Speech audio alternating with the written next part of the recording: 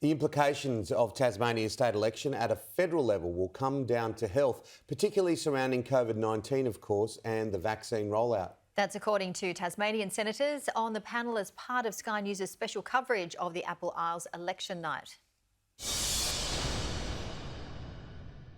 It was a campaign filled with drama at a state level, and federal senators didn't disappoint either. I would not be crowing about the way that Labor ran its campaign, given the results. I don't think that's crowing. I want to go back to the problems of the Liberal Party. We can do that.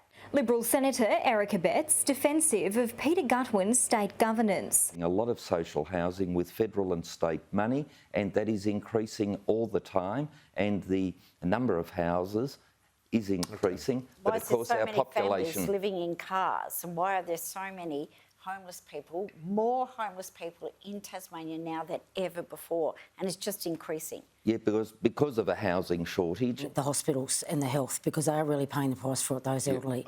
Tasmania does have a large ageing population and the second highest rate of chronic illness in Australia. There's still a lot of concern in the community in relation to the pandemic and also the rollout of the jabs. And I think that's a issue that hasn't played out in this state election, but I think it will as we go forward towards the federal election. People want to know that they're going to get their jab and when. In Helen's case, it nearly seems as though every silver lining has a cloud.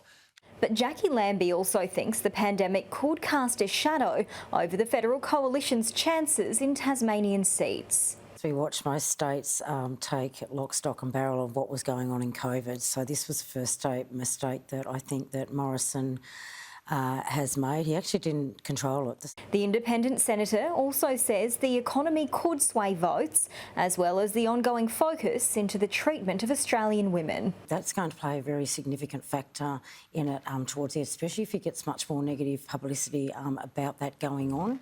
But according to Eric Betts, despite Tasmania's complex Hare-Clark voting system, or in fact because of it, Tasmania's state Liberal popularity is a promising sign. On the state results, if that were to be translated, one would imagine that the Liberals would win those three seats, Braddon, Bass and Lyons. The sitting federal Labor member for Lyons doesn't think so. There's always a great division between state and federal, of course, so we'll see what's going on. But it is telling, Andrea, that Scott Morrison did not make one appearance for the Liberals in this campaign. Backed up by Senator Polly. I disagree, obviously, because I think Bass is always in the mix. And I expect with a very strong candidate running against somebody who's well known, then there's a real chance that that seat, as it does on so many occasions, will change at this federal election. So while Peter Gutwein's gamble almost paid off, the question is whether or not Scott Morrison wants to roll the dice and go this year. Anna Rawlings, Sky News.